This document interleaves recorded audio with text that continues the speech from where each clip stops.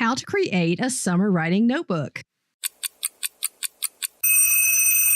Erkund is today's sponsor. Stay tuned at the end of the show to learn about Erkund's plagiarism prevention abilities and how you can have a free trial for the end of this school year.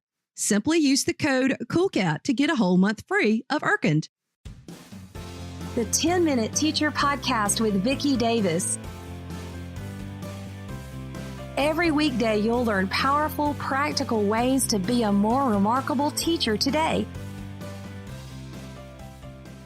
So many of us teachers here in North America, we're getting ready for our summer. Some of us, it's already started. Well, today we have Angela Stockman with us. She's the author of Make Writing, 5 Teaching Strategies that Turn Writer's Workshop into a Makerspace. And Angela, you have a challenge for us as teachers to create a summer writing notebook or a summer writing journal. Tell us about your challenge for us.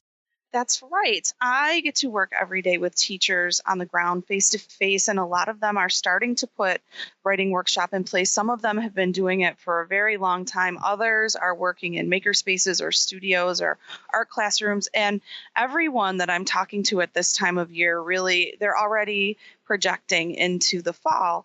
One of the greatest challenges that they're facing is they're really eager to write and make and create beside their students, but they either lack confidence or they haven't really had the time to kind of produce their own stuff while they're trying to teach. So summer is a great time for that.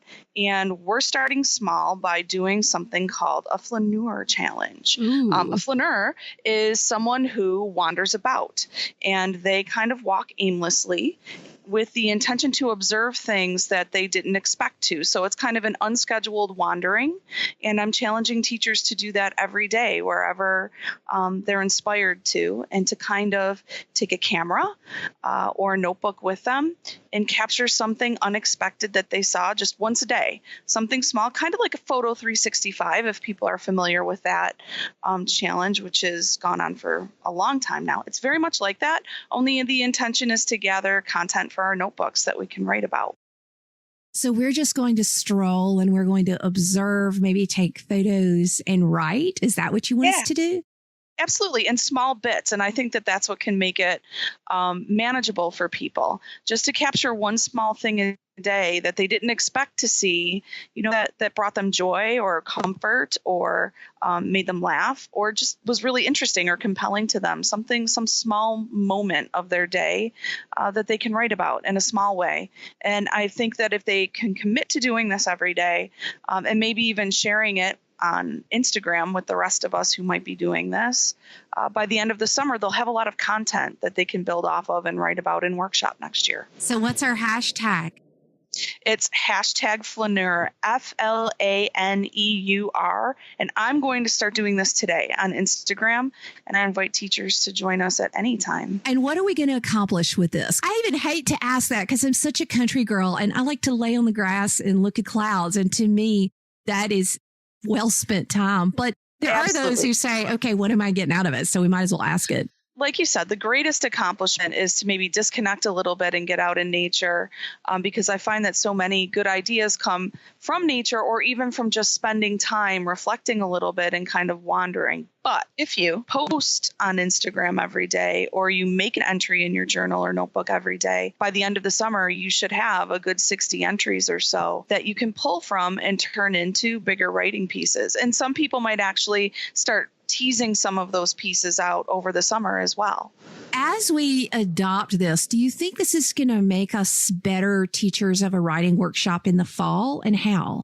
One of the things that can help all writers is the notion of getting disciplined, but discipline sounds like such a rigid and cold and an uninspiring term. If we can get disciplined about doing something that is really rewarding and fun and relaxing and a little bit unpredictable in terms of what we're going to see, but just make a commitment to doing that every day, I think that you win half the battle when it comes to writing. And this is something that we want to coach our students to do too. Just take a little bit of time time every day to do some kind of writing and to not be necessarily perfectionist, to have ideas and to keep them in a container like a notebook or our Instagram account where we can come back to them and turn them into bigger and better pieces as time goes by. I think that's a really important disposition to train in our kids is this notion of becoming disciplined, but that discipline doesn't have to be punishing. Discipline is really something that isn't hard to do when we're excited about what we're showing up for every day. And what you're saying is so true with what I know about writing in my own life. There's a great book, Do the Work. And it's basically show up every day and write, whether you feel like it or not. Anything worth doing is worth doing poorly at first, or, but having that discipline of saying, okay, now it's my writing time. I'm going to sit down and write. I'm going to sit down and create. It's incredible the things that come out of your brain when you really don't expect it, when you just do it. Yeah, exactly. And I think that summer is a perfect time to kind of step away from the lesson and unit structure of school and the bells and the time frames that we work with and the constraints that for sure can produce great writing. But I think that if we can help kids connect to it on their own time, and especially teachers, it makes our lives a little bit richer. It helps us to redefine, what it looks like to be a disciplined writer. Talking to teachers, Angela, issue our fantastic Flaneur Challenge. What is it that you're challenging us to do and get us excited? So I'm super excited to challenge all teachers and to challenge students as well to spend some time wandering about in an inspired place this summer, every single day. Commit to it. Doesn't matter what time you go. It doesn't matter even where you go, but wander about. Don't necessarily schedule this work and don't necessarily define the path before you start taking it, but be a flaneur. Wander about, pay attention to your surroundings, and try to document at least one interesting thing that you saw on that walk by taking a picture of it or by writing about it in a notebook or both.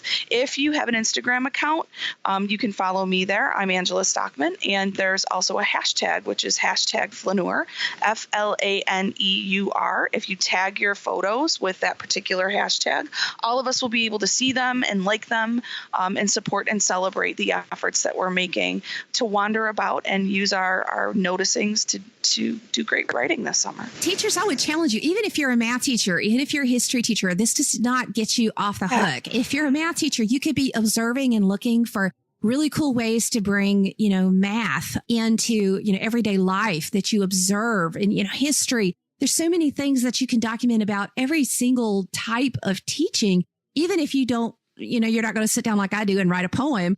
You can write and you can create, and it just kind of turns you loose. I think that our fantastic Flaneur Challenge is awesome. I'm going to participate. And Angela, thank you for bringing this challenge to us. Well, thank you. I'm so excited to be here, and I'm really grateful for the invitation, Vicki. Today's sponsor is Irkand. Irkand is great as a plagiarism prevention tool and connects with most common learning management systems like Google Classroom, Moodle, or Canvas, or as a standalone web tool or by email. Students just turn in work, then the teacher has a paper analyzed by Irkand. The Irkand system is highly accurate, cost-effective, and even better, doesn't sell licenses to students or others. Just teachers can use the power of Irkand. So if you use another text similarity detection tool, or if you haven't used one yet, now is the time to start your free trial at coolcatteacher.com/detect or coolcatteacher.com/Irkand. That's spelled URKUND. And learn more about Irkand today. And remember, use the code COOLCAT to get a whole month free. Thank you for listening to the 10-Minute Teacher Podcast. You can download the show notes and see the archive at coolcatteacher.com/podcast. Never stop learning.